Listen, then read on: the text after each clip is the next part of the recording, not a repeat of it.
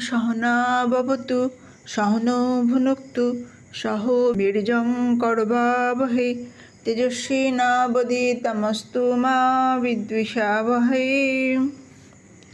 প্রিয় ভাই বোন বন্ধু গুরুজন সকলকে আন্তরিক শ্রদ্ধা ভালোবাসা ও প্রণাম জানাই। আজকে আমাদের বিষয় আমিত্ব। আমিত্ব হলো মিলেমিশে একাকার হয়ে যাওয়ার নাম। এই মিলেমিশে যাওয়াকে দূর করার সার কথা যে আমিত্ব ভাবটিও কোনো এক নিরপেক্ষ প্রকাশের দ্বারা প্রকাশিত হয়। আমিত্বের ভান হয় শুধুমাত্র। আমিত্ব থেকে আপনি সম্পূর্ণ পৃথক, এ হলো একদম সোজা কথা। বাস্তবে আমিত্ব বলে কিছুই নেই। যদি অহংকার বলে বাস্তবে কিছু থাকতো তাহলে মানুষের পক্ষে কখনোই নিরহংকার হওয়া সম্ভব হতো না। অতএব অহংকারের কোনো অস্তিত্বই নেই। সংসারে আমিত্বের মতো মিথ্যা অসত্য আর দ্বিতীয় কিছু নেই। সংসারে যদি কোনো ফালতু বস্তু, অকর্মণ্য বস্তু, সবচেয়ে অনর্থকারী বস্তু থেকে থাকে তা হলো এই আমিত্ব। তেমনি এই অহংকার সর্বাধিক নিকৃষ্ট এবং অস্তিত্বহীন।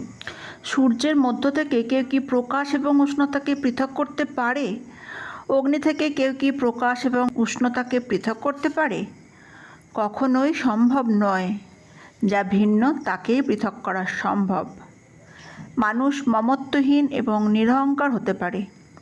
এর ফলে প্রমাণিত হয় যে মানুষের মধ্যে অহংকার এবং মমত্ব আদৌ নেই। অতএব আমিত্ব এবং মমত্ব শুধুমাত্র আমাদের কল্পনা। আমার স্বরূপ হলো সচ্চিদানন্দঘন পরমাত্মা। এছাড়া আমার আর কি আছে? আছে ঈশ্বর। চেতনের মধ্যে যদি আমিত্ব থাকে তাহলে আমিত্ব দূর হয়ে যাবে এবং চেতন থেকে যাবে।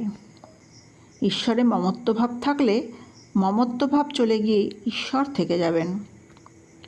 জ্ঞানযোগের দৃষ্টিতে আমি শুদ্ধ বুদ্ধ মুক্ত নিত্য চেতন, আর ভক্তিযোগের দৃষ্টিতে আমার বলতে শুধুমাত্র ভগবানই আছেন এমন মনে করাটাই হলো অহংকার বা মমত্বকে নাশ করার সর্বোৎকৃষ্ট প্রক্রিয়া।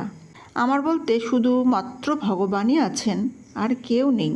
আত্মীয়, শরীর, ইন্দ্রিয়, মন, বুদ্ধি, প্রাণ ইত্যাদি কেউই আমার নয়, ভগবান আমার।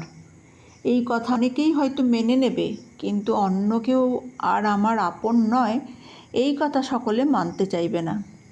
অন্য কেউ আর আমার আপন নয় এই কথা না মানলে অনন্য ভক্তি হওয়া সম্ভব নয়।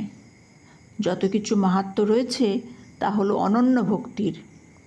ভগবান বলেছেন যে অনন্য ভক্তদের কাছে আমি সুলভ, এবং সেই ভক্তের যোগ এবং ক্ষেম আমি স্বয়ং বহন করে থাকি।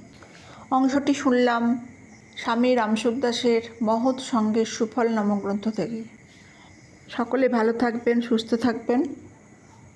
ভালো লাগলে অবশ্যই লাইক, শেয়ার, কমেন্ট এবং সাবস্ক্রাইব করবেন, কারণ আপনাদের ভালোবাসাই আমার পথ চলার প্রেরণা।